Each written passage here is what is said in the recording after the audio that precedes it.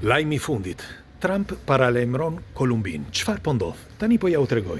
Jo sepse unë i di të gjitha, por i kam thënë që në vitin 2011 kur kemi filluar me emisionin Enigma.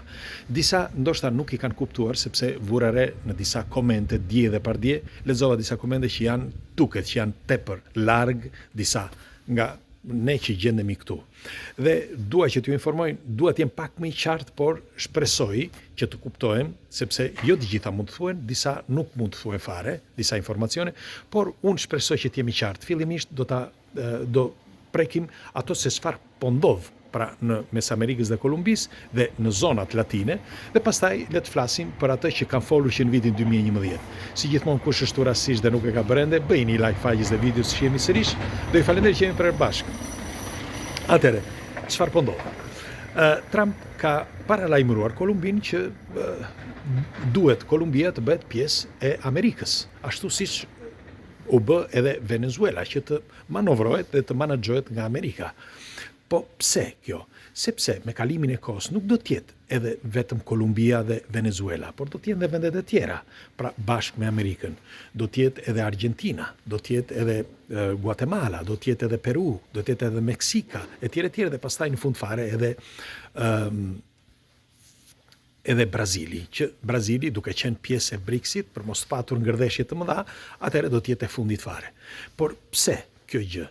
Tani, nëse keni lexuar lajmet, vetë presidenti i Kolumbis u shfaq në media dhe paralajmëroi dhe tha që do të bëja fundin edhe unë të ashtu siç edhe Maduro. Në fakt ai ka mobilizuar rreth 30.000 ushtar për të ruajtur Andet dhe gjithë Karajibin. Mirë po, çfarë do të bëj ai me 30.000 ushtar? Sepse nga ana tjetër ke një potencë që është një nga potenca më të mëdha e planetit, që është Amerika, nuk mund ta përballësh dot. Por Trump u tërhoq. Pse? Sepse nuk do që të ketë viktima. Dhe e mori vesh te Trump, u informua që Kolumbia po ndihmohet edhe nga BRICS-i, pra nga Kina. Kina ka çuar jo vetëm drone, por thuhet që ka çuar edhe ndihma të tjera, të shumëllojshme, të paktën çu thuhet, janë teori për momentin, por drone po. E ka thënë publikisht tani.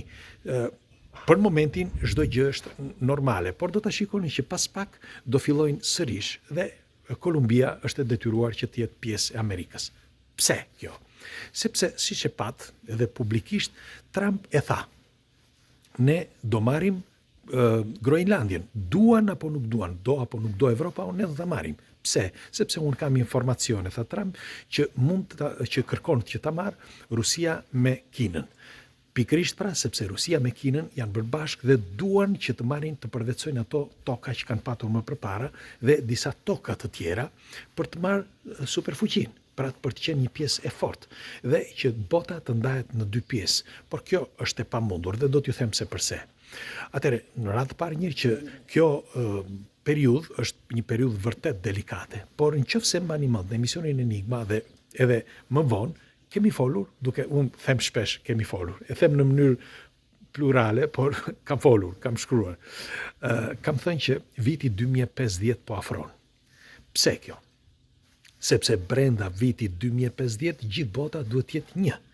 Pra gjithë bota duhet të ketë një gjuhë, një politik, një monedhë që do të jetë monedhë virtuale, një polici dhe një e gjitha. Dhe do të ketë një regjit vetme që do bëj kontrollin total. Kontrollin total të gjithë globit. Dhe dua t'ju pyes juve, është mirë që një pjesë e njerëzve të vjedhin, pra vjedhin, sepse kush vjedhin? Vjedhin ata që janë grupet e organizuara, vjedhin shtëpi, vjedhin makina, vjedhin çdo gjë, dhe disa i cilësojnë si grupe ose mafiozë. Por mafiozët ka grupe të vegjël dhe ka grupe pak më të mëdhenj. Pra ata japin marrin urdhra nga grupet më të mëdhenj dhe kështu me radhë derisa këta grupet e mëdhenj thuhet që janë kaq të mëdhenj saqë mund të manovrojnë edhe politikën. Pra kush e ka projektuar këtë, që në fillim që është projektuar rreth viteve 1970 për ju që nuk e dini, e kanë projektuar që brenda vitit 2050 çdo gjë duhet të jetë perfekte. Pra duhet të arrijmë në destinacionin e duhur në mënyrë perfekte, që ka një listë gjatë. Nuk mund ta them këtu lista se çfarë është, por ka pika të rëndësishme dhe një nga këto pika është kjo. Pra mbledhja e të gjitha vendeve. Pra nuk e ka vendosur Trump që të mbledh Amerikën. Trump po kërkon që të mbledh Amerikën të bëjë një forcë të madhe. Pra të gjithë Amerikën, po flas me Amerikën Latine. Pra ta filloj që nga Groenlandia dhe të zbres poshtë deri pra të marrë Kanadan, nga Groenlandia Kanadan deri poshtë, deri tek në fund fare në Argjentinë. Sepse duke mbledhur të gjithën bashkë dhe duke shfrytëzuar të gjithë, sepse janë miliona në vendet latine, ai e di shumë mirë që do përballet, pra do të ketë një rival Evropën. Për ata që nuk e din, Evropa është një forcë e madhe, që kur u formua Evropa deri sot, virini re, euro është gjithmonë në rritje. Pra asnjë nuk është ulur. Dhe Trump këtë e di shumë mirë. Pra Trump nuk kërkon gjë tjetër veç se të mbledh Amerikën, pra Amerikat në përgjithësi dhe Amerikën Latine. Dhe së bashku të bëjnë atë kontrollin që të kenë një sa më madhe tjetë dhe ai kontroll qoftë politik, qoftë ekonomik apo ushtarakisht të jenë kundër një pjesë tjetër, sepse Trump nga njëra anë, nëse keni vënë re, nëse do përplaset për të marrë Groenlandin, ai do shkëputet nga NATO. Po, dhe do që të krijojë një shtet të madh që gjithë kontinenti amerikan dhe latin. Dhe nga ana tjetër kemi BRICS-in, që duke filluar nga Kina, Rusia, India, etj, të gjitha këto vende, dhe këto kërkojnë që të kenë një supremaci nga ana tjetër. Dhe mes tyre i njohin mirë informacionet, sepse kanë spionazh nga të gjitha anët. Por nga ana tjetër është edhe Evropa. Evropa është shumë herë më fort se këto të dyja që ju pat. Edhe ndonë se ju duket paradoksale, është shumë herë më fort dhe shumë herë më rregullt. Dhe me rregullt po them edhe me ligje, sepse ligjet e fundit që janë bërë, pra ju që nuk e dini, janë bërë pikërisht, janë vendosur nga Evropa. Dhe me dashje apo pa dashje, qoftë Amerika apo Rusia apo Kina, janë të detyruar që t'i përshtaten.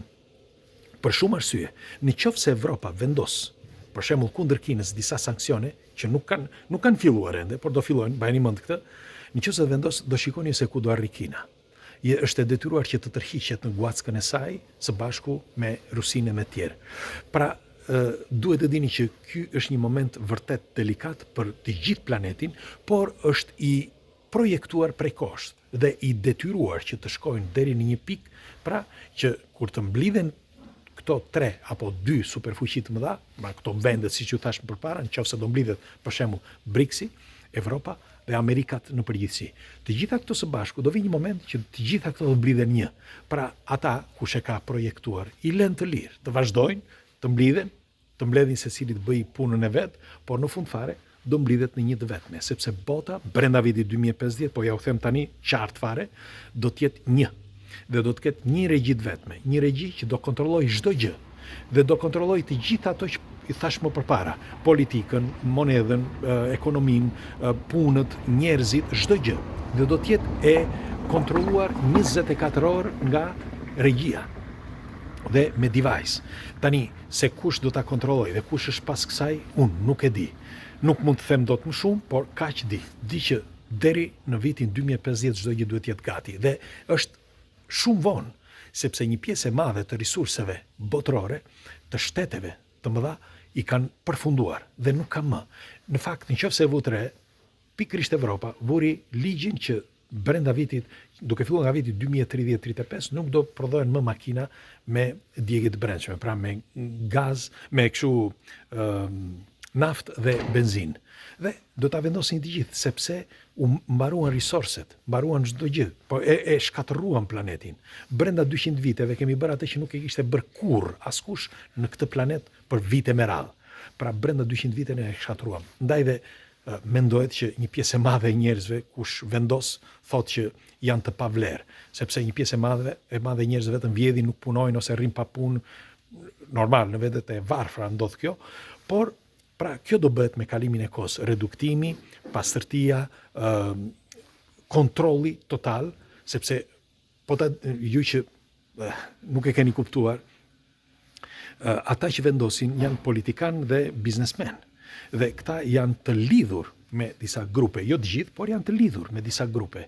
Dhe për kontrollin e këtyre grupeve ka vetëm një mënyrë, duhet se s'bën që bota të jetë një e vetme, ndryshe nuk mund të kontrollohet. Tani pres komentet tuaja, përpara se të fillonte dita e punës, doja t'jau thosha këtë një rezume të shkurtër dhe pres komentet tuaja që ta diskutojmë çfarë mendimi keni. Si gjithmonë kushtet rastësisht, siç e thash më përpara, bëjini like faqes dhe videos që jemi sërish dhe ditë të mbarë dhe punë të mbarë. Kalofshi bukur.